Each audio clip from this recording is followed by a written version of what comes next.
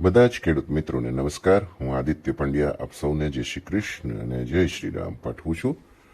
જીરુની બજાર વિશે આપણે વાતચીત કરીએ। ઘણા લાંબા સમયથી વાતચીત નથી થઈ, પણ લાંબા સમયથી જીરુના ભાવમાં કે બજારની અંદર કોઈ ફેરફાર પણ નથી થયો, છતાં 2 કે 3 દિવસથી જે સળવળાટ દેખાય છે એનાથી થોડીક આશા એવી બંધાણી છે કે સુધારો આવશે અને મજબૂતી રહેશે। આવો વાત કરીએ વિસ્તારથી।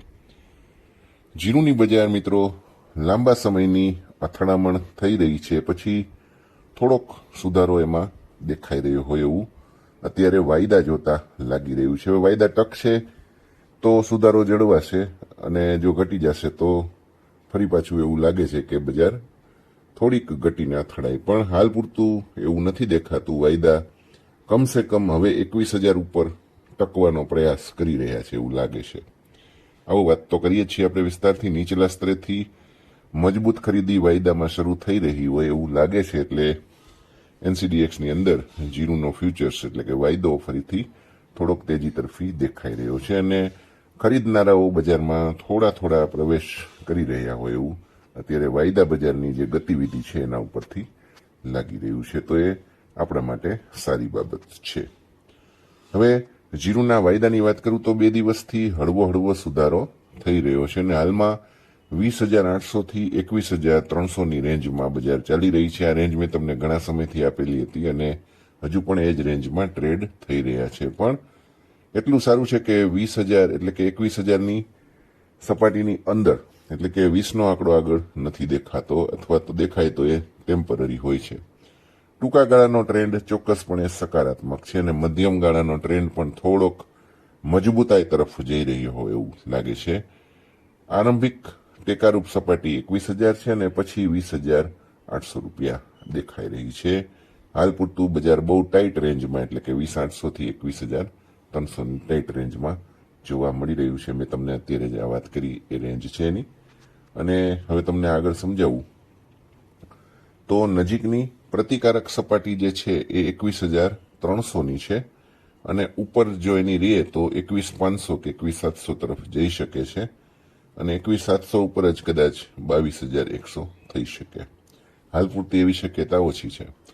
વાયદા બજારમાં સુધારાની ચાલ જળવાઈ રહે તો હાજર બજારમાં લગભગ 150 થી 200 રૂપિયાનો સુધારો ચોક્કસપણે આવી શકે। અત્યારે લગભગ બજાર 50 થી 75 રૂપિયા ઓલરેડી 2 કે 3 દિવસમાં સુધરી ગઈ છે, એટલું સારું છે। હવે લાંબા સમયની સ્થિરતા અને મંદી પછી હવે જીરુની અંદર થોડીક લોકલ તહેવારો માટેની જે ગ્રાહકી છે એ શરૂ થઈ છે। તહેવારો હવે નજીક આવી રહ્યા છે એક પછી એક, એટલે લોકલ ગ્રાહકી થોડીક વધી હોય એવું દેખાય છે, પણ સામા મોરચે જીરુનો સપ્લાય અત્યારે ઘણો સારો છે, એટલે કે બજારની અંદર આવકો જેટલી ડિમાન્ડ આવે છે એટલી થઈ રહી છે। અને આવકોની વાત કરું તો આખા ગુજરાતમાં અત્યારે જીરુની આવક લગભગ 15 થી 16,000 ગુણીની રોજ થઈ જાય છે, એટલી જ સામે ડિમાન્ડ આવે છે। હવે હું તમને વાત કરું સિંગાપોર ક્વોલિટી 1%ની રેન્જની, તો 1%નો ભાવ અત્યારે 4150 રૂપિયા ચાલી રહ્યો છે। એમાં કેવી રેન્જ રહી શકે એની વાત કરી દઈએ તો 4,000ની મંદી નથી, અને ઉપરમાં 4350 વટાવે તો નવી તેજી થશે। હાલ પૂરતું 4,350 સુધી જાય તો ઘણી સારી બાબત છે, અને એમાં 10% 20% જીરું વેચાય।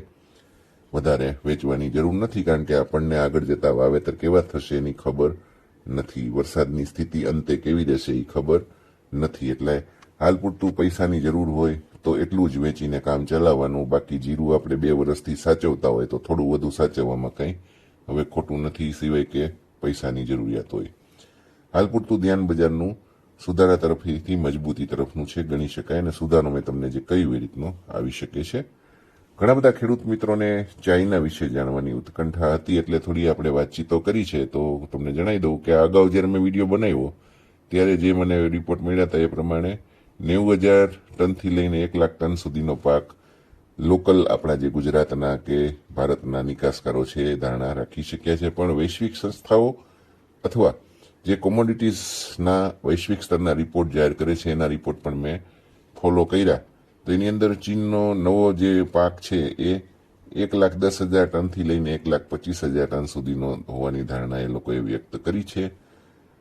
આપણે ત્યાં જે કંઈ અંદાજ ફરે છે મને થોડોક ન્યુટ્રલ લાગે છે, તટસ્થ લાગે છે. એટલે 1 લાખ ટનનો પાક તો હશે જ, તો જ અત્યારે બજાર એટલી દબાણ હેઠળ હોય. અખાતી દેશો જે છે, અખાતી દેશોમાં આપણે ત્યાંથી થોડીક ડિમાન્ડ છે, થોડીક ગરાકી છે, અને આપણે માલ રવાનગી પણ થાય છે. એ બજારને થોડીક ઉંચકાવી શકે એવી પરિસ્થિતિ નથી, પણ સુધારો જરૂરથી આવી શકે છે.